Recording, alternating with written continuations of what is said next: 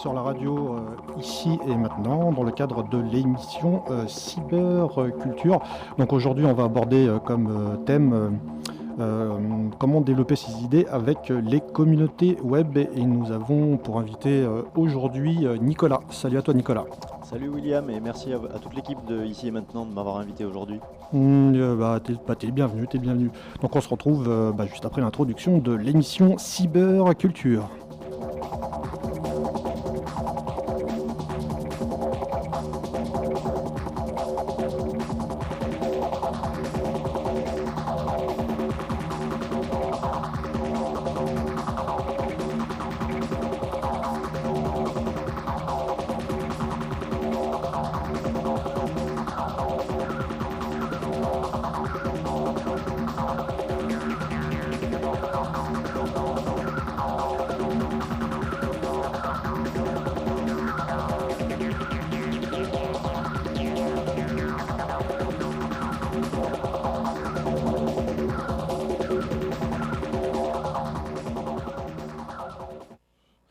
Alors, re-salut à toi et salut aux auditeurs de la radio ici et maintenant.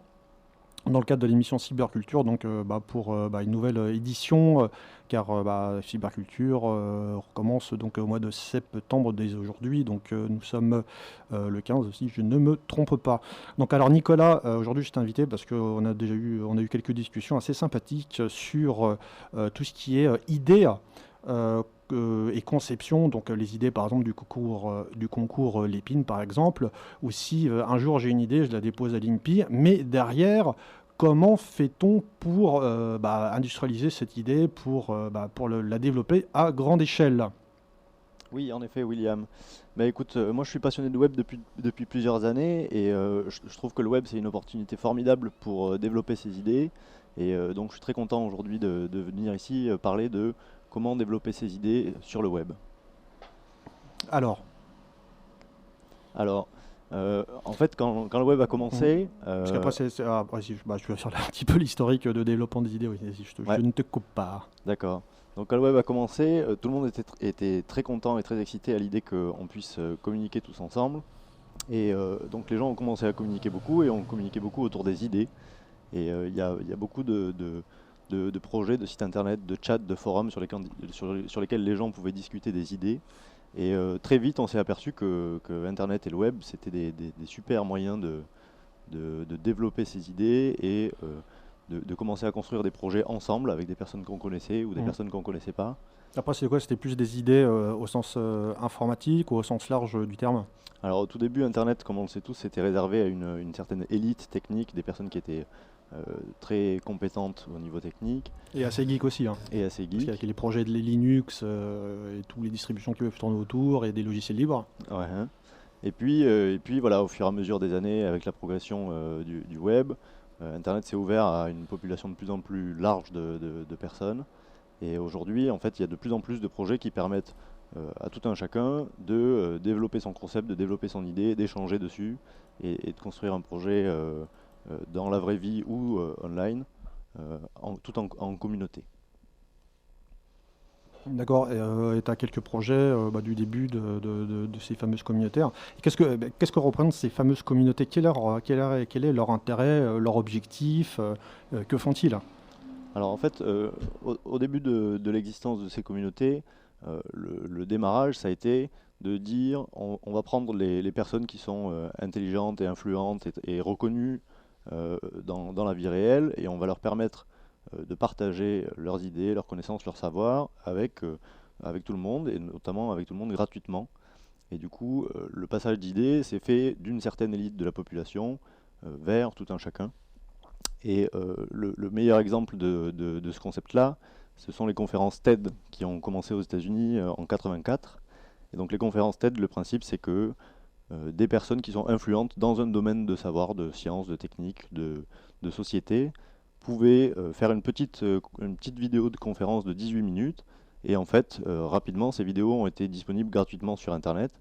Et donc ces personnes qui étaient très compétentes sur un domaine particulier partageaient leur savoir avec toutes les personnes qui pouvaient accéder à Internet. Et donc les premières idées qui ont commencé à être répandus sur Internet sont construits sur le modèle de une personne influente partage avec le public. Donc après ce partage, d'après ce que je comprends, c'est un partage qui est free, qui est gratuit, hein. Voilà, donc Mais quel est l'intérêt de donner gratuitement c'est quoi cet intérêt? Est-ce que quelque part, ils donnent des ressources, des technologies? oui, en fait, pour reprendre l'exemple des conférences TED, le principe qui était caché derrière, c'était de se dire que si ces personnes qui avaient des connaissances, qui d'ailleurs pouvaient en retirer d'ailleurs du pouvoir et des moyens financiers parce que c'était des personnes qui étaient importantes dans leur communauté scientifique ou professionnelle, si elles donnaient ces connaissances-là, elles allaient faire un don en quelque sorte à l'humanité et que ces idées-là allaient permettre d'améliorer le monde en fait, d'améliorer la société. Donc c'était un objectif. Ça me rappelle même une anecdote avec Google où les développeurs ne sont pas considérés développeurs, mais sont considérés comme des gens qui doivent améliorer le système humain quelque part. C'est-à-dire qu'ils n'ont pas le terme de développeur. Il y a quand même cette recherche d'amélioration de nos applications et de tous les jours. En effet, en fait, dès les débuts d'Internet, il y a eu cette idée que Internet allait être un moyen pour toutes les personnes de donner de leur temps bénévolement pour participer à l'amélioration du monde, donc par des petites actions ou par des plus grandes. Et donc au départ, cette idée de bénévolat, elle était très ancrée. Et encore aujourd'hui, on peut estimer qu'Internet, c'est un monde plutôt libre et plutôt bénévole, avec une très grande culture du gratuit. Et donc le partage des idées se fait souvent, encore aujourd'hui, de façon complètement gratuite. Et qu'est-ce que tu penses du fait qu'à un moment donné, on se disait que Internet, quelque part, tout le début de l'Internet, c'était vraiment un espace libre d'échange, il n'y avait pas encore de e-commerce. Et aujourd'hui, donc, la question, c'est est-ce que Internet aujourd'hui est fait que d'argent pour développer ses idées, entre autres, bien sûr. Alors, il y a beaucoup de développements en ce moment qui commencent à rendre Internet comme un produit qui est moins libre et qui du coup est plus commercial. Mais on a encore aujourd'hui beaucoup d'initiatives qui montrent que cette culture du bénévolat, cette culture du gratuit, elle existe toujours. Et un des exemples les plus marquants récemment, c'est l'exemple des universités Harvard et le MIT aux États-Unis qui ont lancé un cours d'e-learning gratuit. Donc les profs de Harvard et du MIT, et en fait de plusieurs écoles, puisque maintenant ils sont 22 écoles à faire ça, donnent des cours gratuitement en anglais, disponibles sur Internet, accessibles au monde entier. Et le principe, c'est seulement d'apporter ce savoir qui est de très haute qualité à toutes les personnes dans le monde qui ont un accès à Internet et qui comprennent l'anglais. D'accord. Alors aujourd'hui, par exemple, c'est vrai que voilà, j'ai un petit peu fait l'introduction sur la difficulté à présenter ces projets. On sait qu'aujourd'hui, lorsqu'on veut participer à une communauté pour s'intégrer, par exemple, sur des projets, je vais prendre un projet bien sûr. On va prendre par exemple le projet Linux pour pouvoir développer des packages. On se positionne dessus et derrière, il n'y a pas de retour financier. Donc après, c'est l'intérêt, là on a parlé de partage, mais après pour une personne qui partage, quel est son intérêt quand même, il y a quand même un intérêt. Alors les exemples de Linux et l'exemple hormis la reconnaissance bien sûr. Les exemples de Linux et les exemples de Wikipédia sont assez surprenants en fait. Il y a 15 ans, il y a 20 ans, personne n'aurait été capable de prévoir que des gens, des ingénieurs, des développeurs, qui font partie des personnes les plus brillantes de leur génération, qui ont déjà des jobs pour lesquels ils sont très bien payés et qui leur prennent beaucoup de temps, vont donner de leur temps libre pour faire un don à la communauté de leur temps, de leur savoir, et tout ça bénévolement, sans en retirer d'argent. Alors pourquoi ils le font? C'est une question qui est un peu difficile. La première raison, tu viens de la donner, c'est que eux, ils en retirent du prestige. Je crois qu'il y a une deuxième raison qui est un peu plus humaniste et un peu plus bénévole, qui est qu'ils ont vraiment envie de donner ce savoir au monde pour que la société s'améliore. Oui, là, c'est vrai ça fait deux fois de suite qu'on s'approche de l'amélioration de la société à ce sens. Donc là, on le comprend bien. Donc aujourd'hui, là, c'était bon, c'est bien sûr c'est la partie introductive des communautés. Et bien sûr, ces communautés, au fur et à mesure du temps, comme tu as pu le présenter, se sont développées pour fournir, on va dire, et aider à concrétiser des projets. et ça va au-delà de projets informatiques. C'est ce qu'on avait parlé en off tous les deux à ce propos. Quel en est-il aujourd'hui? Qu'est-ce qui se passe aujourd'hui en 2012 sur Internet? Si tout à l'heure, je parlais d'un projet extraordinaire pour ne pas me faire taper les doigts par ma copine, au sens où la cuvette des toilettes, je voudrais bien la lunette se remonte toute seule. Alors, il y a beaucoup d'outils qui commencent à se développer autour d'idées pour les non-informaticiens. Alors, tu as peut-être une très bonne idée et je te conseille d'aller sur un site qui s'est monté il y a quelques années qui s'appelle Kickstarter. Donc, Kickstarter, c'est une communauté d'inventeurs Oui. de projets, des gens qui ont une idée, qui ont un projet, mais qui n'ont pas d'argent pour monter ce projet. Donc, comme c'est ton cas, tu peux aller sur Kickstarter, proposer ton idée. Et tu expliques à la population que, par exemple, pour ton projet, tu estimes qu'il te faut 10 000 € pour commencer la production de ta fameuse cuvette. D'accord. Et tu demandes aux gens s'ils aiment ton projet et s'ils seraient intéressés par acheter ta fameuse cuvette. Et tu leur dis, par exemple, si vous me donnez 20 € aujourd'hui, dès que j'ai réuni mes 10 000 €, je vous enverrai une cuvette par la poste. D'accord. Et donc, ça te permet à toi, particulier, qui n'a pas de fonds, de financer ton projet. Et du coup, l'innovation, si elle est reconnue par la communauté, peut exister sans avoir besoin des réseaux traditionnels de financement. Ouais, parce qu'aujourd'hui, quand même, dans le cas d'une idée ou d'un projet, c'est difficile, parce qu'on a beau gagner des concours, comme le concours Lépine, ou avoir une idée innovante, si derrière, on n'a pas le market, on n'a pas la société qui investit sur l'industrialisation du produit, on se retrouve dans une situation de voie de garage quelque part. Ouais, et c'est en ça que les communautés web apportent beaucoup, c'est qu'elles permettent de rapprocher le porteur d'idées du marché et de tester directement en direct son idée, de la commercialiser en direct, sans avoir besoin de passer par les réseaux traditionnels qui filtrent en fait beaucoup d'idées. Souvent en ayant tort, parce que un investisseur il a parfois une moins bonne notion du marché que le marché lui-même. Et après, il y a surtout aussi la peur de l'inventeur de se faire voler son idée. Même si aujourd'hui, on peut déposer à l'INPI, bien sûr, son idée et de la protéger de manière juridique. Est-ce que tu pourrais m'en dire un peu plus sur Quickstarter, s'il te plaît, Nicolas? Alors, Kickstarter, c'est un site web qui a été monté, sans dire de bêtises, je crois, il y a 3 ou 4 années. Et l'idée de base de Kickstarter, c'était de se dire, il va y avoir des personnes dans le monde qui ont des projets artistiques. Donc ça peut être une pièce de théâtre, ça peut être l'écriture d'un roman, ça peut être un peu tous les projets de type artistique. Et ces personnes-là, elles ont une idée qui va peut-être plaire aux gens, mais ils n'ont pas les moyens de la financer.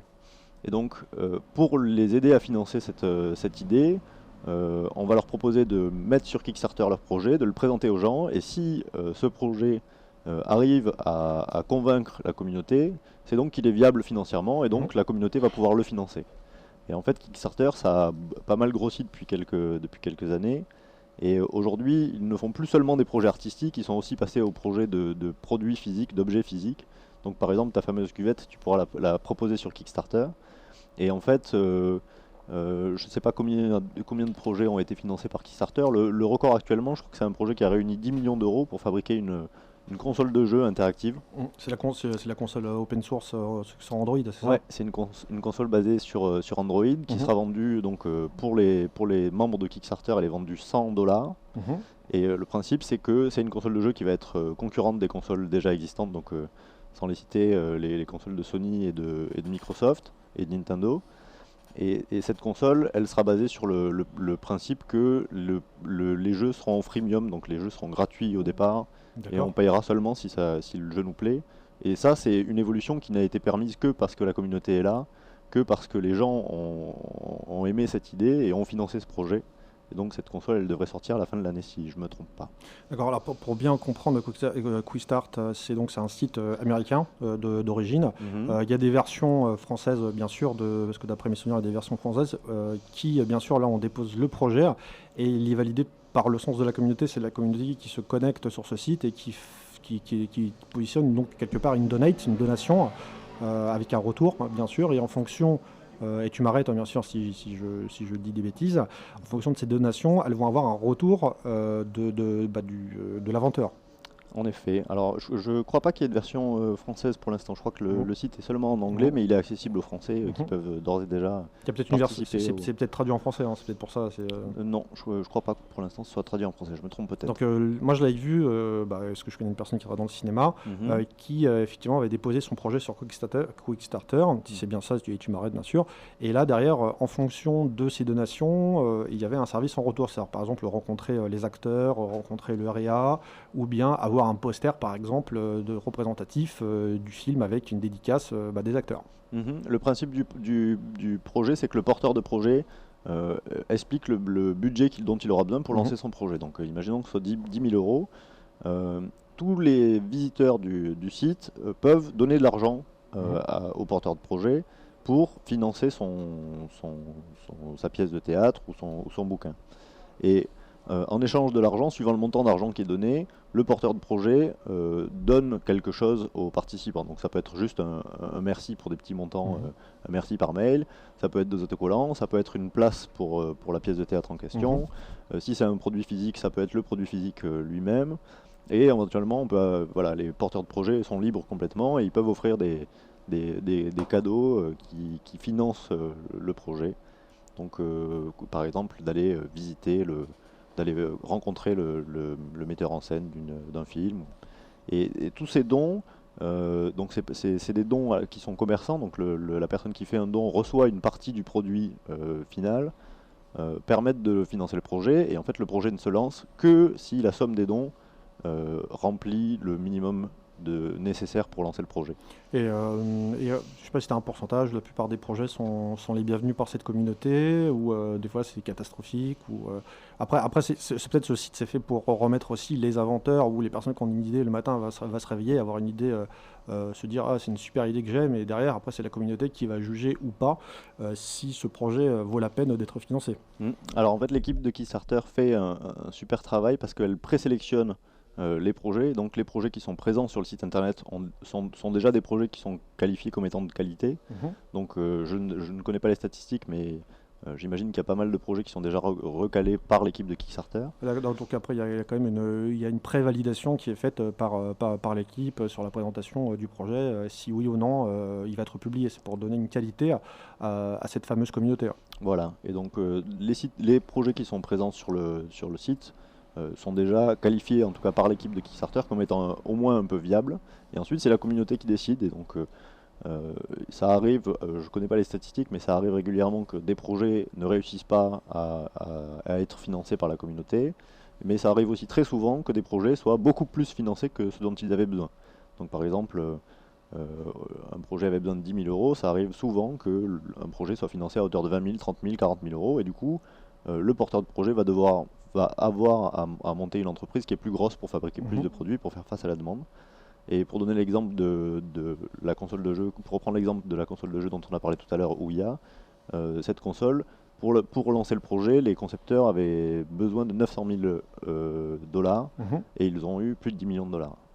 Donc ça a permis, entre autres, de pouvoir accélérer le processus et d'utiliser, on va dire, tout le process, des process supplémentaires pour augmenter la qualité de cette fameuse console. Voilà, augmenter la qualité et fournir en plus grosse quantité et du coup créer un écosystème de jeu autour de la console qui est plus important que ce qui avait été prévu au départ. D'accord. Alors là, je viens d'ouvrir donc la ligne, donc le téléphone. Vous pouvez appeler au 08 92 23 95 20, 08 92 23 95 20. Si vous avez des questions, si déjà vous avez eu des idées et que vous n'avez pas pu forcément les développer, votre avis nous intéresse. Vous êtes les bienvenus au 08 92 23 95 20. On va faire une petite pause et on se retrouve tout de suite après cette petite pause musicale.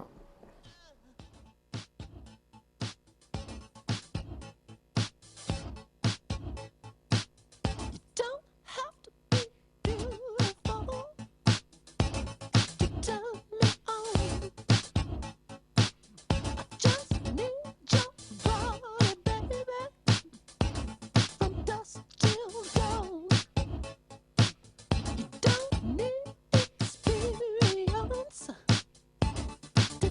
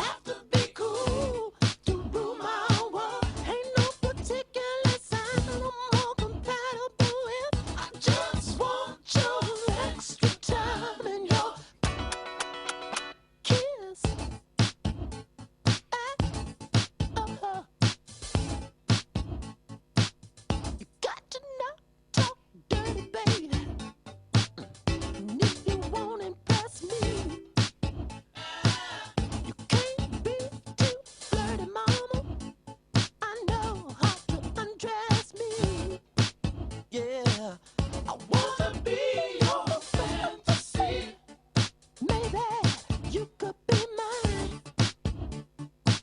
You just leave it all up to me. We could have a good time. Don't have to be rich to be my girl. Don't have to be cool. Rule my world. Ain't no particular size I'm more compatible with. I just want your every time, yo. Kiss, yes. I think we'll dance.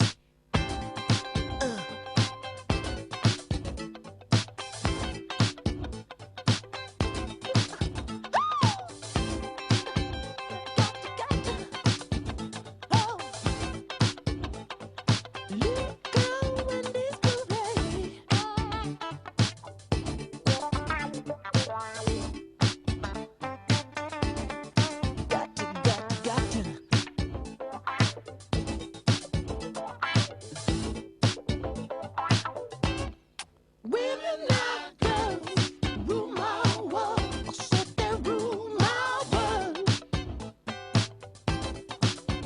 At your age, mama, not your shoe size. Maybe we could do the twirl. You don't have to watch Dynasty to have an attitude. You just leave it all up to me. My love will be your food. Yeah, you don't have to be rich to be my girl. You don't have to be cool to rule my world. Vous êtes sur la radio ici et maintenant 95.2. Nous avons écouté Prince Kiss et nous sommes dans l'émission Cyberculture avec Nicolas et nous parlons de projets web et de ses idées, comment les développer. On était en train de parler de Quickstarter. Oui. Donc Nicolas, j'ai vu une question sur le chat qui m'a interpellé, mais aussi on en a un petit peu parlé tout à l'heure.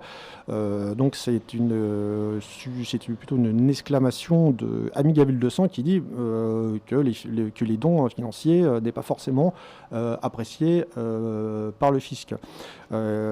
Quelque part, c'est une réponse à ça. Après, tu m'arrêtes et si je me trompe. Déjà, il faut monter une structure. Après, sur les dons, tu peux les déclarer de manière légale. Oui, alors en fait, sur Kickstarter, on a déjà eu pas mal de projets de Français sur Kickstarter. Alors je pense notamment à un projet d'un Français qui s'appelle Sylvain et qui a fait un projet de barre de soutien de caméra. Donc le projet s'appelle Movigo, M-O-V-2-E-G-O. Et le Français en question actuellement il est installé à Los Angeles, mais je crois bien que sa boîte elle a été créée en France. Et donc le principe de son produit c'est de pouvoir faire des films comme un pro, donc avec des barres de soutien de caméra qui font des scènes de films. Je ne suis pas un expert en caméra, mais voilà, un petit projet. L'objectif de financement c'était de 3 300 $ et il a reçu plus de 25 000 $. Donc il est possible, en étant français, de monter des projets sur Kickstarter, d'autant plus qu'en fait la communauté elle réalise pas un don, puisqu'en fait ce qu'elle fait c'est une précommande. La communauté donne de l'argent en échange du produit, et du coup ça revient légalement à une précommande plus qu'à un don. Ça veut dire que même si tu n'as pas monté forcément ta structure d'entreprise derrière, quelque part, cet argent ne peut pas être utilisé, est bloqué, et c'est de l'argent virtuel entre guillemets, et il ne peut pas être utilisé tant que tu n'as pas monté ta société selon où tu l'as mise, si tu l'as monté en France ou ailleurs. Voilà, Kickstarter garde l'argent jusqu'à ce que le projet ait été complètement financé, et dès que la période de lancement du projet est terminé, Kickstarter renvoie l'argent vers la société qui va produire les supports pour caméra en l'occurrence. Derrière, est-ce que tu as eu, on va dire, des interviews ou des remontées de personnes qui ont développé des applications ou même des idées sur Quickstarter? Alors, Hormis bien sûr la console, peut-être même on peut rentrer dans les détails si tu as des détails à propos de cette console bien sûr. Alors moi je connais pas personnellement des personnes qui ont monté des projets comme ça. Par contre je vous invite à aller visiter le blog de ce fameux Sylvain que vous pourrez trouver sur le site Kickstarter au niveau du projet Movigo que j'ai cité tout à l'heure. Et en fait, ce Sylvain en question a expliqué tout le process par lequel il est passé pour créer ce projet. Il explique comment on fait pour créer un projet sur Kickstarter. Et il revient très longuement sur l'excitation que lui il a eue au moment où il a vu que des personnes dans le monde entier lui commandaient ses produits. Et donc voilà, si jamais vous avez envie d'approfondir un petit peu le sujet, je vous renvoie là-dessus. Et je vous invite aussi à nous contacter au 08 92 23 95 20 si vous avez des questions, des réflexions, si vous avez des idées et vous ne savez pas comment les lancer. Donc 08 92 23 95 20 et on essaiera de répondre avec Nicolas et William dans le cadre de l'émission Cyberculture par rapport à ces idées. Donc revenons un petit peu là, on a parlé de Quickstarter. Est-ce qu'il y a d'autres sites aujourd'hui qui permettent même admettons que j'ai dessiné un concept sur papier, mais j'ai pas forcément l'argent ou le temps pour élaborer une étude de marché, par exemple, ou me dire quelle matière utiliser pour fabriquer toujours cette fameuse lunette de toilette, et quelle mécanique et quelle électronique. Alors, j'ai le concept, j'ai l'idée, je l'ai déposé, qu'est-ce qui se passe? Alors en fait, oui, on peut aller encore plus loin dans le concept de créer un projet autour d'une idée qu'on a eue. Kickstarter, en fait, il règle deux problèmes. Le premier, c'est le problème du financement, et le deuxième, c'est le problème de l'étude de marché, puisque la communauté sur Kickstarter va valider le projet par les précommandes. On peut aller encore plus loin avec un autre produit qui s'est lancé il n'y a pas très longtemps, qui s'appelle Quirky, donc c'est Quirky. Donc c'est une startup qui s'est montée il y a à peu près un an et qui est en train de grossir à une vitesse hallucinante, notamment aux États-Unis. Donc le principe de Quirky, il est relativement simple. C'est l'idée de concevoir un produit du moment où on a l'idée jusqu'au moment où le produit est sorti entièrement de façon communautaire.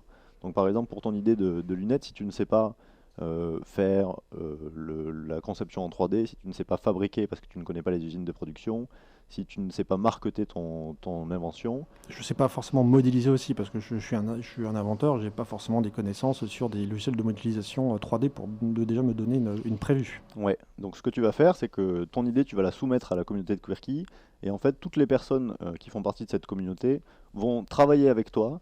Donc chacun va apporter ses compétences, et tout le monde va travailler avec toi pour concevoir le produit de A à Z. Donc il y a des ingénieurs, des développeurs, des marketeurs qui font partie de la communauté, qui, si leur idée te plaît, vont pouvoir travailler avec toi sur le projet. Et du coup, partir d'une idée que tu as eue et en sortir un produit final qui est sorti et qui a été développé en partie par toi, mais aussi par toute une communauté. Donc par rapport à la différence avec Quickstarter et ce fameux site, bien sûr, il y a toujours une première partie de validation. Mais par la suite, qu'est-ce qui se passe là, tu m'as dit, etc. Donc il y a des ingés qui vont se mettre dessus, des marketeurs, on va avoir des dessinateurs, on va avoir des gens qui vont modéliser ce bon produit, par exemple. Mais sur toute cette chaîne, quel est l'intérêt de ces gens, de cette communauté? Parce que tout à l'heure, on parlait de communauté qui faisait les choses de manière gratuite pour une amélioration, entre guillemets, de l'humanité, etc. Mais quel est leur intérêt? Parce que là, à la fin, qui gagne quoi? Ouais. Est-ce que l'idée m'appartient? Est-ce que l'idée ne m'appartient plus? Qu'est-ce qui se passe? Alors l'idée de Quirky, c'est l'entreprise qui va du coup être propriétaire du travail qui a été réalisé par toute la communauté. Donc imaginons que sur la conception de tes lunettes, il y ait toi et 10 autres personnes qui aient travaillé sur le projet. Quirky va encadrer ce travail-là, va organiser l'apport de chacune des compétences pour arriver au produit final. Et à la fin, Quirky va faire fabriquer ce produit dans leurs usines personnelles et le commercialiser. Et en fait, ce qu'ils vont faire, c'est qu'ils vont reverser une partie des bénéfices à toutes les personnes qui ont participé à l'élaboration du projet au prorata de leur apport. Donc la personne qui a apporté l'idée, elle a apporté une grosse valeur sur le projet. Une personne qui n'aurait apporté qu'un logo ou que le nom du produit elle recevrait moins d'argent que toi, parce qu'elle a apporté moins en valeur sur le projet. Ou c'est important, un pourcentage sur l'intervention sur le projet. Voilà, donc Quirky, ils ont un algorithme assez performant qui calcule le temps et la valeur de ce que chaque personne du projet a apporté. Et puis à la fin, ils disent, ben voilà, toi, William, tu as participé à 5% de ce projet. Donc 5% des bénéfices du produit vont te revenir. Et donc c'est Quirky qui est propriétaire du produit et ils te font un chèque à chaque fois qu'ils gagnent de l'argent avec ce produit-là. D'accord. Alors, pour bien comprendre Quirky, admettons que le projet, quelle est la garantie pour moi en tant qu'inventeur que ce projet va se concrétiser? Alors, si tu décides de le lancer tout seul, comme tu l'as dit toi-même, tu n'as pas les compétences. Donc la garantie que tu as, elle est nulle puisque tu ne lanceras jamais ce produit parce que tu ne sais pas modéliser, parce que tu ne sais pas le marketer, parce que tu ne sais pas le produire, parce que tu n'as pas les moyens financiers. Donc si tu n'as aucune compétence et que tu n'as pas le temps, ni l'envie, ni les relations qui permettent de lancer ce projet, tu ne le lanceras jamais. Alors que si tu le lances sur Quirky, c'est la communauté qui va décider. Donc la communauté va participer au projet si elle estime que le projet a de la valeur, puis elle va acheter le produit si elle estime que le produit Mais ça, leur est mais, utile. mais ça, c'est sur la fin de la production. Parce que quelque part, avec le Quick Start, c'est la communauté qui fait le choix de pré-acheter, par exemple, ma lunette. Mhm. Mais là, il y a quelque chose de plus. Il y a quand même toute une communauté, au point de vue développeur, on peut les appeler développeurs parce que c'est un ensemble, hein, qui vont se positionner sur ton produit jusqu'à la fin de production, jusqu'à la fin de la chaîne de production de ma fameuse lunette. Oui. Alors, Donc c'est à partir de quand où mon idée va, entre guillemets, me revenir au point de vue de mes, entre guillemets, mes royalties. alors pendant toute la période de conception du produit et de fabrication du produit, c'est la communauté qui donne de son temps pour améliorer ton produit, le concevoir, le développer. Et si ton projet est jugé intéressant par la communauté, ben, les compétences des membres qui sont présents vont te servir à le développer. Si ton projet est considéré comme inutile ou pas intéressant, personne ne va travailler dessus et donc du coup ton projet va mourir. Mais si par exemple j'ai 10% de la communauté qui travaille dessus et que j'ai 90 autres pourcents qui ne veulent pas travailler dessus, est-ce que c'est possible? Est-ce que c'est pas possible? Est-ce qu'il peut y avoir une défaillance au bout de la chaîne, au milieu de chaîne, quelque part dans cette fameuse chaîne de production? Alors ce qui Ou se passe, d'entraide plutôt? ouais, ce qui se passe, c'est que tu vas avoir un certain nombre de personnes qui vont être d'accord pour travailler sur ton projet. Chacun va apporter ses compétences et donc au final, imaginons que dans ton projet il y ait une partie conception, une partie design et une partie modélisation. Si les deux premières parties ont été entièrement développées par la communauté et que sur la troisième il manque de compétences et du coup tu n'arrives pas à finaliser ton projet. Ce que propose Quirky, c'est que eux, ils ont dans leur entreprise des employés qui sont des professionnels qui permettent de terminer les projets pour lesquels il manque quelques petits éléments. Donc ils ont des graphistes, ils ont des ingénieurs, ils ont des développeurs qui sont là pour combler les trous en fait que la communauté n'a pas remplis. Donc si Quirky voit qu'il y a eu une émulation autour d'un projet, ils vont se charger de faire le reste du travail. Et du coup, tu sais que si la communauté s'est suffisamment investie, ton projet au final va voir le jour parce que Quirky va remplir les petits manques. Donc il y a quand même de l'aide, c'est-à-dire qu'ils savent que s'il reste peut-être 10% ou même 20% du projet, ils vont mettre la main à la pâte, comme on dit. Voilà, eux ils vont s'investir aussi dans le projet Mhm. et du coup ils vont faire Mhm. partie de la communauté qui améliore ton projet. Mais à la fin, parce que tout à l'heure je parlais de mon idée, à qui appartient l'idée? Alors dans le concept de Quirky, l'idée et le produit qui en sortent appartiennent à 100% à Quirky. Bah, moi, en tant qu'inventeur, quelque part, ça me plaît pas. Parce que c'est mon idée, c'est moi qui réfléchis. Voilà, c'est un choix que tu dois faire. Est-ce que tu as envie de prendre des risques financiers, de passer beaucoup de temps, de t'associer avec des personnes pour créer ce produit de A à Z et du coup il t'appartiendra à 100%? Ou est-ce que tu es d'accord de laisser la propriété de ton projet à Quirky en échange de l'aide de la communauté et de l'assurance que toi tu vas avoir un pourcentage des revenus sur ce produit-là? Donc, quelque part, avant, j'avais pas d'assurance que mon projet se développe. Et avec Quirky, là, j'ai quand même mon idée qui est appréciée par la communauté. Mhm. Ça me coûte. Combien ça me coûte? Est-ce que Alors, c'est gratuit le dépôt de mon projet? Qu'est-ce qui se passe? Alors le dépôt de ton projet coûte seulement 10 $ et c'est la seule montant que tu auras à payer pendant tout le développement de ton projet. D'accord. Et si mon projet n'aboutit pas, je ne suis pas remboursé, bien sûr. Alors si ton projet n'aboutit pas, tu n'es pas remboursé et tu as perdu ton idée puisque maintenant elle est publique. Ah oui, non, après ils mettent, bah oui, forcément, parce qu'ils le mettent sur le portail, et sur la communauté, et après c'est public. Voilà. Et admettons que je protège avant de mettre sur Quirky, est-ce qu'ils le savent? Est-ce qu'ils font il y a un contrat qui dit il ne faut pas protéger, il faut déprotéger, ou faut nous donner les droits, les droits totaux sur ce produit? Alors je suis pas expert Mm. au niveau Ça, légal. c'est des questions que je me pose au fur et à mesure de la conversation. Ouais, j'imagine que eux de leur côté Quirky, ils ont été un peu, enfin, ils ont bien prévu ce cas-là légalement et du coup quand tu déposes ton projet, tu dois probablement donner ton accord Oui. pour donner ton produit Ouais, totalement. il y a forcément un contre-contrat à ceci pour pouvoir faire son projet. Euh, tu as un peu plus de détails dessus sur des projets qui ont été développés sur Quirky? Ouais, on peut donner des exemples de projets Mhm. qui ont été développés. Alors, pour l'instant, sur Quirky, comme c'est un site web qui est plutôt récent, il y a beaucoup de projets de petits ustensiles de cuisine, de bricolage, des petits objets pour la maison. Donc, on a un couteau coupe pizza qui est plus efficace que ceux qui existent sur le marché. C'est pas un couteau rond, là, c'est une autre forme. Ouais, c'est un couteau rond c'est un couteau rond, sauf que le disque qui coupe est plus gros et plus pratique à utiliser parce que le manche est mieux conçu.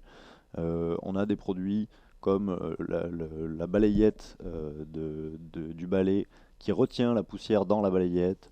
On a des verres qui s'empilent plus facilement et qui se cassent moins souvent. Voilà, c'est ce genre de petits produits, de petits accessoires qui marchent beaucoup actuellement sur Quirky. C'est les produits minimales, hein. C'est minimaliste quelque part. Voilà, pour l'instant, c'est surtout des petits objets, des objets dont la valeur elle est entre 5 et 40 dollars. Et je sais pas si tu as vu, quel est le plus gros projet qu'ils ont pu mettre sur cette communauté? Alors, je connais pas le plus gros projet. Je sais Voilà. pas, il n'y a pas une nouvelle voiture à eau ou Non, pour l'instant, des pneus qui crèvent pour l'instant, c'est essentiellement des tout petits projets. Mhm. Il me semble que le plus cher pour l'instant qui est sorti chez eux, c'est un produit qui est vendu 80 dollars. Mhm.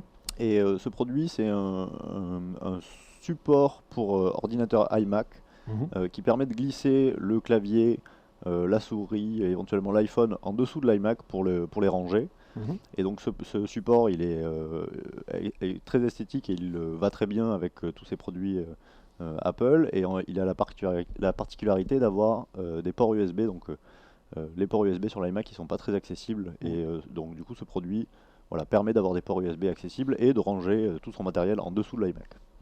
Bah, tant que c'est pas quelque chose qui refroidit les gens de chez Apple, ce genre d'application, tout va bien. Ouais, Apple est très content Vu qu'elle à mon avis, de voir ce genre de produit puisque ça améliore l'environnement Mac Mm. sans déformer en fait ce qu'ils ont pensé, ce qu'ils avaient conçu. Et toi, qu'est-ce que tu en penses quoi, de ce site en soi? Est-ce que tu l'utiliserais? Est-ce que tu trouves que ce concept est pas mal? Alors, la question quand on a une idée, c'est est-ce qu'on a les compétences, les moyens et le temps pour concevoir son projet entièrement? Si on pense que c'est le cas et qu'on a envie de se lancer, c'est clairement mieux de ne pas se lancer avec Quirky. Par contre, si on a juste une idée, mais qu'on sait qu'on ne va jamais la lancer, parce qu'on n'a pas le temps ou parce qu'on n'a pas l'argent, Quirky c'est au jour d'aujourd'hui et d'après moi la meilleure solution qui existe parce que Parce qu'on voilà, est seul aussi. voilà. Le fait d'être seul, parce que là, il y a quand même le principe de communauté où cette communauté va apporter la valeur ajoutée ou ce qu'il nous faut. Ouais. Quitte à perdre bien sûr les droits totaux sur son idée, mais derrière on est sûr, pas à 100% bien sûr, mais on est sûr après acceptation de la communauté que notre idée soit mise en avant. Voilà, donc on a eu plusieurs exemples de concepteurs de projets qui n'avaient aucune compétence, enfin pas les compétences suffisantes pour monter leur produit complètement, et qui au bout d'un an, au bout de 6 mois, au bout d'un an, reçoivent des chèques de la part de Quirky juste pour avoir donné leur idée. Voilà, les chèques, je crois que j'en ai vu passer plusieurs de 20 000, 30 000, 40 000 dollars. Donc voilà, c'est une personne qui avait une idée, qui savait que cette idée, il ne pourrait pas la développer, et qui au final, juste en la donnant à la communauté et en essayant de voir un peu ce que les gens arrivent à en faire, arrive à sortir un produit qui est vendu en supermarché et qui leur apporte de l'argent. La question, mais qui sont ces gens dans cette communauté, ces marketeurs, ces développeurs, ces infographistes ou ces industriels? Alors, c'est des personnes comme toi et moi qui ont une compétence. Ça peut être une compétence rare ou recherchée, ou Mhm. ça peut être simplement des personnes qui ont envie de passer du temps à travailler sur un Mhm. projet. Et comment on fait pour rentrer dans cette communauté? Si moi, demain, voilà, je suis développeur ou j'ai des compétences dans le domaine, par exemple, de la programmation C++, ou je suis modélisateur 3D sur Maya, par exemple, j'ai besoin de gagner, d'arrondir, entre guillemets, mes fins de mois, un petit peu en tant comme auto-entrepreneur, par exemple. Comment la communauté va m'accepter, hein? Est-ce Alors, qu'il y a des tests? Est-ce que je dois marcher avec cloche-pied, mettre mon doigt sur le nez? Qu'est-ce qui se passe? tu n'as pas besoin de mettre le doigt sur le Ou nez. dans le nez? Voilà, Ça, c'est dégueulasse, ça. ouais, il suffit de s'inscrire sur le site internet, de trouver un projet qui te plaît, sur lequel tu as envie de participer voilà, de donner un peu de ton temps. Tu peux donner ton temps quand tu veux, donc si le projet il est en cours, tu peux prendre 1 heure tous les soirs, tu peux prendre 2 heures le week-end, ça dépend de l'importance de la tâche que tu veux réaliser.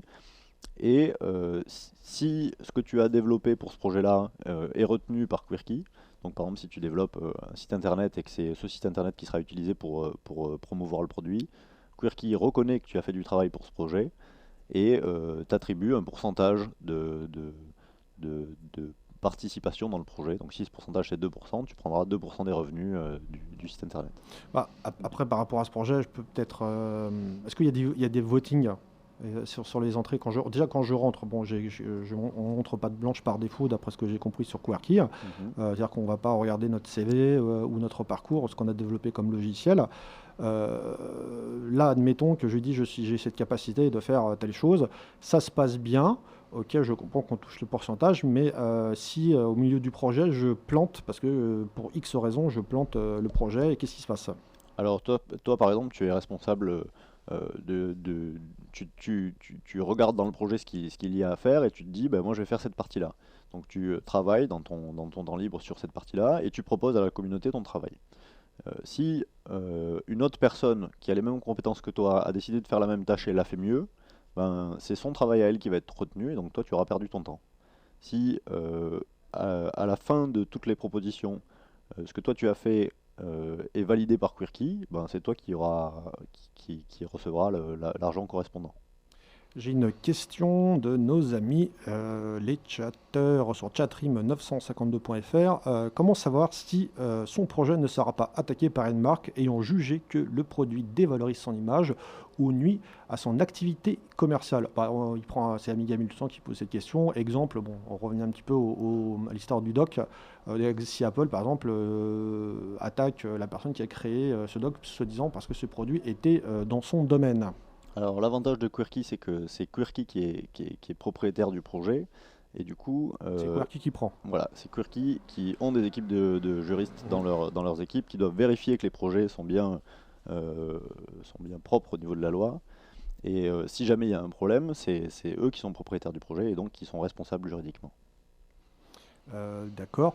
Là, je sais que j'avais posé cette question. Donc, à un moment donné, donc moi, si je ne suis plus apte à être positionné sur ce projet, est-ce que Quirky cherche un autre développeur ou un autre graphiste?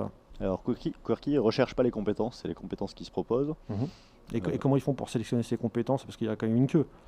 Ils font la queue, ils prennent leur ticket, qu'est-ce qui se passe? Ben non, chacun peut travailler librement sur un projet. La seule sélection, elle se fait à la fin en fait. C'est chaque développeur qui a décidé de développer une partie du projet fait sa proposition. Et si cette proposition est retenue à la fin parce que c'est la plus performante de celle qui a été faite par les développeurs, c'est cette personne-là qui va recevoir l'argent. Mais tous les autres ont eu le droit de travailler sur ce projet sans problème. Alors, admettons qu'il y a 3 graphistes qui vont faire le logo de la marque. Donc, ces 3 logos différents, c'est des maquettes ou c'est les logos finis? Alors, tu peux éventuellement faire qu'une partie du logo. Ce qui est fait en général, c'est que les personnes font le logo en entier. Alors imaginons que moi je sois capable de faire une maquette et toi tu sois capable de faire le rendu final du logo. Si on décide de s'associer tous les deux sur le site, moi je dis j'ai fait juste une partie, j'ai fait la maquette, puis tu viens derrière, tu récupères mon projet et tu le termines en logo. Imaginons qu'il y ait une troisième personne qui ait décidé de faire la maquette plus le logo en entier. À la fin, donc il y a 2 logos qui sont prêts. La communauté ou Quirky décide quel est le meilleur logo. Et si c'est le nôtre, ben, on aura par exemple 50% chacun de la propriété de ce logo. Et donc du coup, on va recevoir peut-être 1% des bénéfices du produit en question. Donc par le fait de travailler ensemble sur le logo, je comprends qu'il y a une répartition forcément des revenus de ce fameux logo. Mais si moi, je me suis pris la tête à faire pendant 3 mois ce fameux logo et que la personne ne veut pas travailler avec moi et celle qui remporte, j'ai travaillé pour rien. Tu vois ce que je veux dire? En effet, tu auras travaillé pour rien. D'accord. Non, pourquoi je pose ces questions? Parce qu'il y a aujourd'hui, il y a beaucoup de sites internet. Je ne sais pas si tu connais coder.com ou d'autres sites comme Prog Online ou Graphist Online ou d'autres sites. Bon, je ne vais pas forcément citer ceux-là. Voilà, des graphistes se mettent sur des projets, ils font des maquettes et derrière, le client en face ne va pas les sélectionner. Et ça me rappelle un peu ce format. Donc, est-ce que Quirky a déjà réfléchi à des solutions? Parce que c'est pour ça que je te dis qu'à un moment donné, quand on sait que quelqu'un est positionné sur un logo, il faut bien fermer la porte. Mais en fait, non, chez Quirky, la porte n'est jamais fermée, c'est la meilleure solution qui sera acceptée. Donc il y a bien sûr des délais pour chacune des étapes du projet. Donc par exemple, un logo, on peut donner 15 jours à la communauté pour le développer, et si tu arrives derrière, tu ne pourras jamais faire le logo, puisque ce sera trop tard. Du coup, dans la période de 15 jours, tous les logos qui ont été proposés, il y en aura un seul qui sera sélectionné seulement. Après, quand on parle de communauté, tous ces gens sur ce site, est-ce qu'ils se parlent entre eux? Est-ce qu'il y a un forum? Est-ce qu'il y a un chat? Est-ce qu'il y a quelque chose? Est-ce que ça vit? Alors, en fait, ou c'est que des échanges? Est-ce que c'est une messagerie interne? Qu'est-ce qui se passe? Le projet est découpé en tâches. Donc on a vu la tâche du logo, on peut voir une tâche du site internet, on peut voir une tâche marketing, il y a une tâche modélisation en 3D. Donc Quirky découpe le projet en tâches, et sur chacune des tâches, il y a des objectifs. Donc dans le cas du logo, c'est faire un logo qui correspond au produit, qui fait telle taille, qui est sous format Photoshop par exemple. Et autour de cette tâche-là, donc il y a les objectifs et il y a la communauté qui travaille dessus. Donc tout le monde peut écrire des messages, tout le monde peut faire ses propositions de logo. Donc voilà, autour d'une tâche, toute la communauté peut collaborer et discuter des objectifs en question. D'accord. Alors, vous pouvez nous contacter, nous sommes samedi 15 septembre en direct, vous pouvez nous contacter au 08 92 23 95 20 pour réagir si vous avez une idée. Là j'ai vu Amiga 1200 qui avait une superbe idée, 2 couches recto verso, donc on ne sait jamais, ça peut peut-être marcher, parce c'est vrai que ça peut être parfois utile. Donc 08 92 23 95 20, donc ça me fait très sourire. Et on se retrouve juste après cette pause musicale.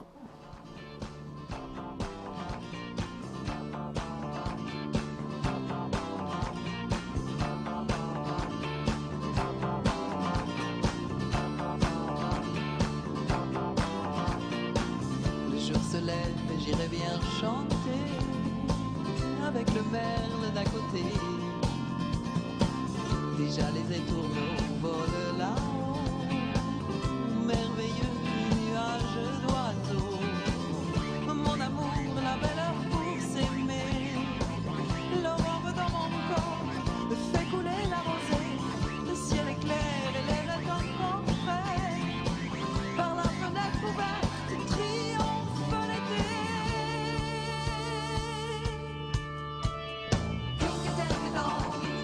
Ringing out your bell, rolling on the floor. Ding a dang a dong, ringing out your bell, screaming out for more. Le jour se lève et j'irai bien danser avec les feuilles du peuplier. L'allée de paille traîne encore un peu. Regarde-la, elle ferme les yeux. Oh, mon amour, la valeur pour s'aimer. L'aurore temps fort fait couler ta rosée. Le ciel est clair, l'air est encore frais. Par la fenêtre ouverte triomphe l'été.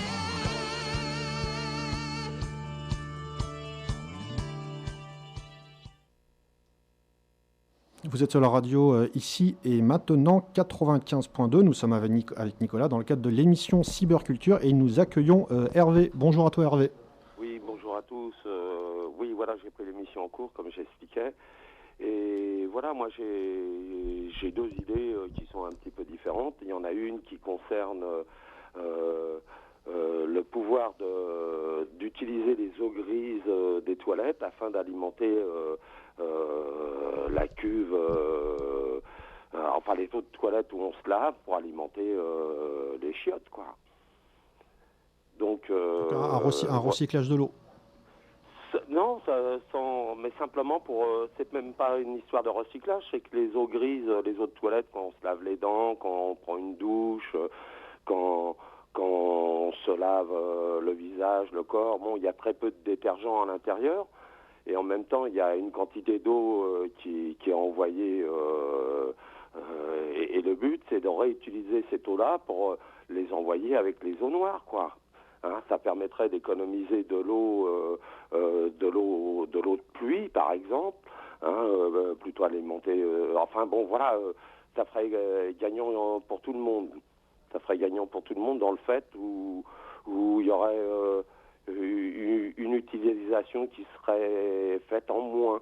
Hein, et on sait que les toilettes, ça représente à peu près 20% de la dépense en eau, quoi. Et on sait que sur la Terre, il y a des problèmes d'eau, donc toute action qui pourrait permettre à chacun de s'y retrouver me semble intéressante. C'est pour ça, utiliser ces eaux grises, hein, au lieu d'utiliser de l'eau de consommation, ça m'embête. Et bien voilà l'idée que j'aimerais bien qu'il puisse se développer. Et en plus, moi voilà, je m'en moque de gagner de la thune. Ce qui serait bien, ce serait que cette idée puisse être prise, être mise à la disposition, je sais pas, dans la conception des maisons, dans un kit qui pourrait être installé selon les appartements, les maisons. Vous voyez, c'est quelque chose qui peut être très varié, qui peut intéresser la Terre, quoi, tout simplement. Et puis ça n'a pas l'air très compliqué. Moi, je vois, j'ai très peu de connaissances, mais enfin, selon les endroits, on peut appliquer le principe d'Archimède. Il y a des clapets anti-retour, ils le font parce qu'il ne faut pas mélanger les eaux du circuit avec des eaux grises, mais techniquement, c'est déjà fait. Donc, c'est simplement une dérivation des eaux qui vont être jetées, des eaux grises, pour aller alimenter les toilettes par un principe d'Archimède ou avec l'aide d'une pompe, quoi. Voilà. Mais par rapport voilà à pour la première idée. Ensuite, moi, je suis joueur, et je suis joueur de course. Et donc, je me suis fait sur Excel un répartisseur de mise qui m'apparaît pertinent. Et ce que je souhaiterais, c'est de l'avoir en main, quoi, en tant que joueur, quoi. En même temps, c'est vrai qu'il ne faut pas inciter au jeu, mais bon, voilà, c'est aussi jouer plus intelligemment et savoir répartir ses mises de manière intelligente. Voilà deux idées qui me tiennent à cœur, pour deux raisons différentes. Est-ce que ce site permettrait, après, voilà ma question. Allô ? Oui, non, on est là, on t'écoute, Hervé, on t'écoute. Nicolas, qu'est-ce que tu en penses ? Déjà, la première idée, au sens où avoir l'idée du recyclage, c'est un fait. Après, voir est-ce que c'est une idée, est-ce qu'il ne faut pas peut-être développer le mécanisme aussi qui va le faire ? Parce que là, tu as parlé de des moyens de circulation de l'eau dans une maison ou dans un appartement. Il ne faut pas forcément mélanger l'eau potable avec l'eau grise. C'est interdit. Oui, forcément, parce que si on commence à se transformer avec l'eau grise, c'est un peu tendu. Mais après, quelque part, il faut quand même inventer le mécanisme qui le ferait. Je ne sais pas si Nicolas, tu es d'accord avec moi ? Ouais, alors en fait, sur les deux sites qu'on a vus, donc Kickstarter et Quirky, sur Kickstarter, il faut avoir une idée et avoir déjà trouvé la solution technique, avoir développé la solution technique qui permet de mettre en place ton projet. Donc déjà, Kickstarter, on peut oublier parce que en fait, la solution technique, c'est une solution de canalisation qui existe déjà. Enfin, c'est pas une innovation technologique.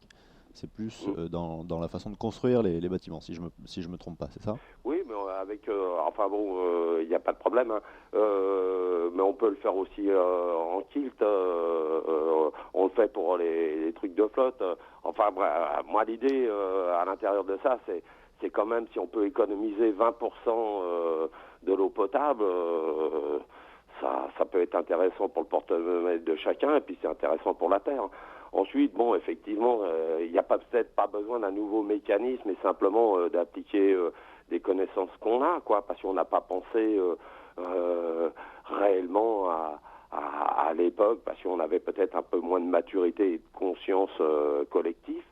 Mais là, voilà, on peut peut-être faire du neuf avec des choses sur lesquelles on n'avait pas pensé. Alors effectivement, il n'y a pas d'innovation, mais bon, peut-être l'innovation, ce serait le fait d'économiser 20% de l'eau potable.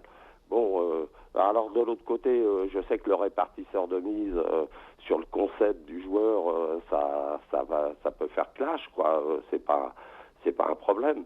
Mais enfin bon, moi je l'ai conçu, voilà quoi. Après, tu as des réglementations aussi hein, sur les logiciels. Tu as des réglementations avec la Française des Jeux et avec le gouvernement, et on ne peut pas faire tout et n'importe quoi. C'est des formules mathématiques qui sont du domaine public, c'est simplement les matérialiser sur un écran.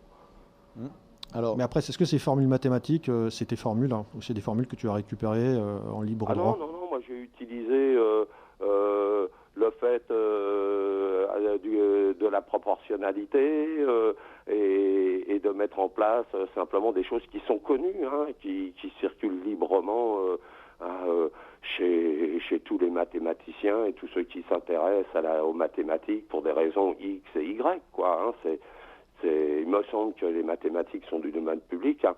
C'est pas très compliqué. Même mon fils a fait un petit programme. Voilà, moi je travaille sur Excel, je mets en place des formules. Mais bon, derrière les formules, ce sont derrière les algorithmes d'Excel, ce sont des formules mathématiques. Tout simplement, puisque mon fils a fait un programme avec les formules mathématiques. C'est vraiment pas très compliqué, mais ce qui est intéressant, c'est de le concevoir comme une petite calculatrice. Moi, je suis un joueur. Bon, voilà, ça me plairait bien, quoi, de l'avoir à disposition. ouais, par exemple, Alors, on m'a dit, il y a les téléphones portables. Moi, je suis pas très téléphone portable, et puis j'ai un petit peu peur qu'on pique l'application. Et puis voilà. Autant pour l'eau potable, je dis. Voilà, cadeau, quoi. C'est même pas cadeau, c'est faites-moi du bien, comme ça ça fera du bien à tout le monde. Tandis que là, bon, j'ai quand même gratté dessus, même si c'est pas quelque chose de grandiose. Le fait de le matérialiser, ça, bon, d'une manière égoïste, ça m'intéresserait bien de pouvoir matérialiser quelque chose que j'ai conçu, quoi. Hein, même si c'est pas des choses nouvelles, quoi, mais voilà, quoi. bah, en fait, ton idée, la deuxième idée là sur le jeu, c'est totalement du domaine du possible. Et sur Quirky, par exemple, c'est quelque chose que tu pourrais vraiment proposer. Donc, tu vas sur le site de Quirky, tu t'inscris et tu proposes ton idée. Et donc, tu dis, d'après toi, quel est l'intérêt pour les gens, qu'est-ce que ça va apporter. Tu présentes un peu ton projet. S'il y a d'autres personnes qui aiment ton idée et qui veulent en faire un logiciel, une application, enfin voilà, développer ton idée pour la rendre disponible à tout le monde. Ces personnes-là vont donner de leur temps, de leurs compétences pour mettre en place ce projet. Et toi, à un moment ou à un autre, tu pourras participer à l'élaboration et donner tes formules, tes éléments de calcul. Et voilà, c'est la communauté qui va t'aider à développer ce produit et qui va le rendre réel en fait. Et par contre, il faut le traduire ou il faut le mettre en anglais. Il y a quand même une barrière. Oui. Une barrière de Oui, langue. déjà, moi, je parle pas l'anglais. Moi, je suis un petit père de 60 ans. Et puis voilà, quoi. J'ai fait ma route, je suis ajusteur. Bon, hein, j'ai des idées comme ça, mais j'ai pas, comme vous le disiez, j'ai pas les moyens intellectuels, financiers, physiques de les réaliser, quoi. Même si je m'appuie sur les choses qui sont mises à ma disposition à l'heure actuelle. Alors pour l'instant, le gros défaut du concept, c'est que toutes ces boîtes-là qui permettent de faire du travail collaboratif, la plupart d'entre elles en tout cas, sont en anglais, donc uniquement en anglais. Donc il faudra suivre dans les prochains mois, dans les prochaines années, la première d'entre elles qui va permettre de faire des projets en français. Donc pour l'instant, on peut pas encore mettre ça en place. Pour ta première idée, il y a beaucoup de solutions pour faire émerger cette idée-là, hein. Tu peux aller sur des forums, tu peux aller sur des blogs qui sont spécialisés et donner ton idée. Et éventuellement, vu que tu as dit que l'argent ne t'intéressait pas pour cette idée-là, Ah non, voilà, du tu tout, peux la du tout, du soumettre tout. aux communautés, tu trouves des blogs ou des forums spécialisés Mm. et voilà, Et qui peuvent même sans le système de QWERTY, aujourd'hui il y a des forums avec des passionnés qui peuvent t'aider à développer ce logiciel, par exemple sur PC, sur Linux ou bien sur Mac. Ça dépend sur quel système d'exploitation tu es. Ouais, mais moi, moi, je suis sur Excel. C'est vraiment un truc de rien du tout, quoi, au niveau programme, quoi. Mais pourquoi tu veux le faire développer cette idée si tu es satisfait de Excel et des macros Excel Ouais, parce que j'ai besoin je fais mes pronostics à moi, j'ai mon petit logiciel à moi, c'est mon truc à moi, je fais mon pronostic, je suis comme tous les joueurs. Je m'aperçois que la pertinence de mes pronostics me permet de dire d'une manière générale, 8 fois sur 10, j'ai le gagnant. Ouais. Hein, donc, j'ai mis au point un répartisseur de mise où, avec mes formules, en mettant le bénéfice que je veux gagner, je sais combien d'argent je dois mettre sur les chevaux. Et si j'ai le bonheur d'avoir le gagnant à l'intérieur, ce qui, 8 fois sur 10, se réalise par rapport à mes pronostics, dans des conditions précises, hein, qui m'appartiennent. Je veux bien échanger là-dessus. Je suis un passionné, il n'y a pas de problème. Et voilà, quoi, je mets l'argent que je veux gagner, je sais l'argent que je dois mettre, et à la finale, si j'ai le gagnant, je récupère ce que j'ai mis, plus le bénéfice que j'ai escompté. Donc, vous imaginez bien que pour un joueur qui est un petit peu pertinent, l'avoir à disposition au moment où il va jouer, c'est tip-top pour lui, quoi. Ouais, en effet. Ben, En plus, derrière tout ça, il y a quand même l'idée de remettre en plus. Ah, parce que moi, je suis quelqu'un qui suis clair dans ma tête. Hein, je suis un joueur pour la solution. Je suis pas un joueur pour gagner. Mais bien sûr, si je peux avoir une petite rentrée d'argent régulière, je ne suis pas contre. Mais je ne veux pas voler. Et puis en même temps, ce que je veux, c'est que les gens jouent mieux, quoi, aussi derrière tout ça, quoi. donc du coup, tu donnes ton idée aux gens avec l'espoir de pouvoir en faire un logiciel qui éventuellement te ferait gagner un peu d'argent. Et en même temps, ça va t'apporter plus de compétition, du coup, ça va être plus compliqué pour toi de gagner puisque les autres auront les mêmes techniques que toi.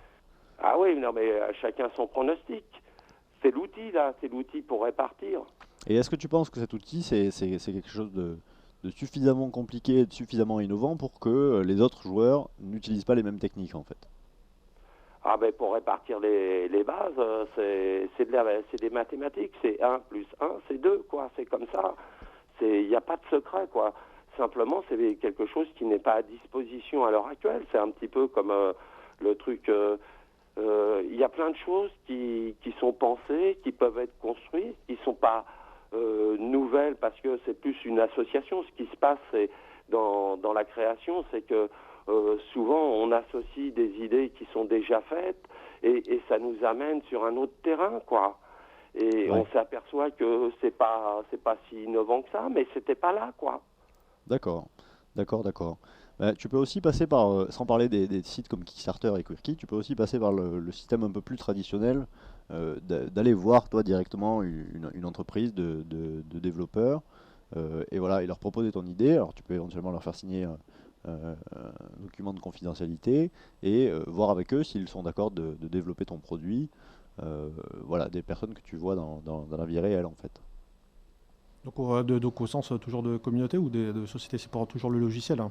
Ouais, alors une Mm. société qui développe du logiciel et tu leur Mm. proposes ton idée et tu leur dis voilà, moi j'ai envie de concevoir ce logiciel, si Mm. vous êtes capable de le faire, est-ce que ça vous dit de le faire avec moi? Oui,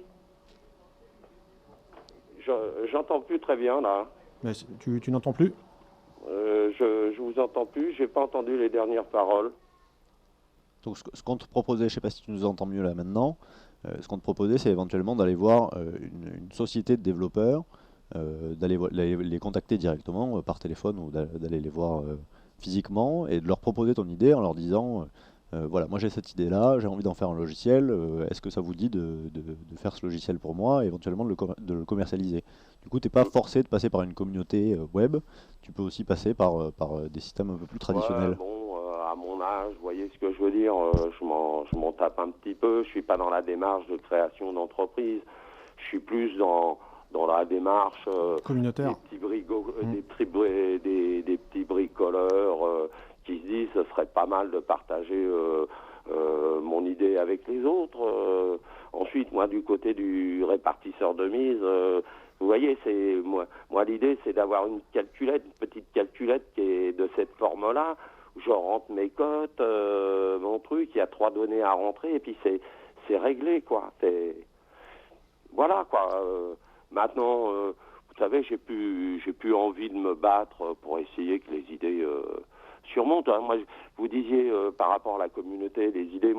Pour moi, les idées, elles appartiennent à tout le monde. Ouais. Après, il y a des gens qui les saisissent plus ou moins en même temps. Et après, il y a ce que moi j'appelle les magiciens, ceux qui mettent en action la réalité, qui matérialisent, quoi. Il y a l'idée, il y a la parole, il y a le plan, il y a l'organisation, et puis après, il y a tous ceux qui participent. Moi, ce que vous avez dit par rapport à ce site correspond tout à fait à l'idée que je me fais au niveau de la pensée, quoi. Alors c'est pour ça que les idées, pour moi, elles m'appartiennent pas. Puis en même temps, comme elles appartiennent à tous, comme j'ai pas envie trop de m'investir pour le matérialiser, parce que je peux. Voilà, c'était une notion de partage aussi quelque part, quoi. Ouais. Bah, du coup, dès que ce site-là sera traduit en français, ce qui devrait pas tarder, étant donné qu'ils ont levé beaucoup d'argent récemment, tu pourras, voilà, ça te coûtera $10 de présenter ton idée à la communauté et de voir si les gens en font quelque chose. Ok. Et juste avant de vous laisser, je souhaiterais que vous redonniez l'orthographe du site. Alors, Quirky, c'est Quirky, et c'est quirky.com. D'accord. Eh ben, je vous remercie, c'était bien intéressant. Merci beaucoup à vous et n'hésitez pas à nous donner d'autres idées parce qu'on aime bien avoir des idées comme celle-là. Ouais, bah il y en a d'autres, mais bon, déjà, essayons de concrétiser ce qui est possible. Déjà, le truc de l'eau, je pense que ça va donner des idées à des bons bricoleurs dans les pavillons. Le principe d'Archimède, c'est pas très compliqué quand même. Même si on récupère de l'eau de pluie, ce sera toujours 20% d'économisé, quoi. Ouais, ce sera toujours Mais ça enfin, de les gagner. sauts grises, c'est sympa aussi quand même. Il y a des endroits, l'eau, c'est une vraie richesse, quoi. Ouais. Donc, en prendre soin. Bon, voilà, c'est soumis à l'antenne, et peut-être que ça ira, ça se propagera. On fera ce qu'on pourra. Je vous remercie. Je vous souhaite une bonne journée. Au revoir. Merci à toi Hervé. Vous êtes sur la radio ici maintenant dans le cadre de l'émission Cyberculture. Aujourd'hui donc nous accueillons Nicolas qui nous parle donc de comment élaborer ses projets ou trouver ses idées plutôt, comment les mettre en avant et se faire aider par la communauté web. On va faire une petite pause Nicolas, une petite pause musicale. Et on se retrouve juste après ça. Donc vous pouvez appeler au 08 92 23 95 20 si vous avez une idée ou si vous avez une réflexion. 08 92 23 95 20, 08 92 23 95 20.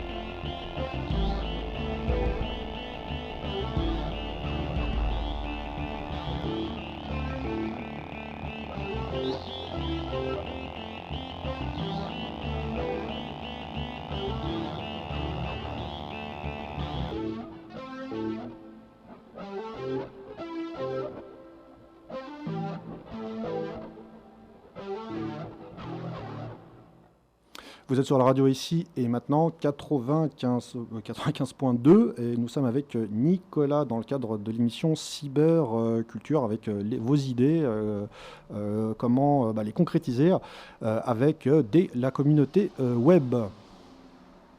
Nicolas, tu es toujours là ? Oui, je suis toujours là, William. Donc là, il nous reste à peu près 10 minutes d'émission. Là, on a un petit peu abordé différents concepts qui viennent aussi des États-Unis, qu'on attendrait volontiers en France pour développer ces différents projets. Donc on a parlé de projets cinématographiques, par exemple, pour trouver des financements pour monter, par exemple, son court-métrage ou son long-métrage. Et proposer par rapport à ces préachats, parce qu'on peut appeler ça des préachats et pas des dons, parce que j'ai fait un lapsus tout à l'heure, donc à ces fameux préachats qui permettent, entre autres, par rapport à ce qui a été défini avec ce qui est vendu dans ces préachats, donc par exemple 10 € qui va vous permettre d'aller voir sur court-métrage, 200 € par exemple qui va vous permettre de dîner avec l'actrice et le producteur, donc ça c'était pour Quick Start, c'est ça ? Quickstarter. Et Quickstarter, et bien sûr Quakers, si je le prononce bien, et pas Quakers, parce que là Quakers ça, c'est comme les flocons d'avoine. Alors c'est Quirky. Quirky, d'accord, j'ai encore déformé. Et donc par rapport, c'est ça que Thomas aussi qui est pas là aujourd'hui, qui a déformé le nom d'un musicien et il l'a appelé Iso Monster. Donc bon, ça c'est encore une autre histoire. Donc Quirky qui permet entre autres de développer son idée de bout à bout de la chaîne avec une communauté qui a différentes compétences. C'est bien ça. C'est bien ça. Donc on a plusieurs solutions qui existent sur Internet. On a des solutions de partage d'idées à but non commercial avec des cours en ligne qui pour beaucoup sont gratuits, des conférences qui sont données gratuitement sur Internet. On a une deuxième façon de communiquer ses idées, c'est avec Kickstarter, donc de monter un projet pour recevoir des financements pour lancer son produit. Et on a une troisième catégorie avec des sites comme Quirky qui permettent non seulement de développer une idée, mais le produit qui va avec l'idée. Et donc du coup, au fur et à mesure que le web se développe, les solutions pour développer des idées sont de plus en plus riches. Et aujourd'hui, on peut proposer une idée sans avoir les compétences techniques ou le temps ou l'argent pour développer une idée et aboutir avec un produit fini. Donc le web est en train de boucler la boucle et on revient à une solution qui permet de créer des produits physiques à partir de la collaboration des personnes sur Internet, des personnes qui ne se connaissent pas. Qui ne se connaissent pas, qui ne se rencontrent pas forcément, mais qui peuvent vous aider à développer votre idée et de la concrétiser, c'est-à-dire pour un moindre coût aussi. C'est-à-dire que le seul risque, en tant qu'avec acceptation bien sûr du projet et de son idée sur ces différents sites, le seul risque est bien sûr on en a parlé en dollars tout à l'heure, mais c'est à peu près 8 €, 9 €, de mettre en avant sa fameuse idée, son fameux projet, et aidé par cette communauté. Voilà, ça permet à tout un chacun, sans prendre de risque, de voir son produit vendu en grande surface ou commercialisé, sans avoir pris les risques inhérents et sans avoir pris le temps de monter une entreprise. Donc du coup, ça rend l'innovation accessible à tout un chacun en fait. Le Quirky se présente comme étant la solution qui rend l'innovation possible de façon simple. Quand Quirky s'est lancé, ils expliquaient que l'innovation, qui était un des fondamentaux de l'humanité, était très compliquée à mettre en place, et eux ils voulaient simplifier ce processus-là.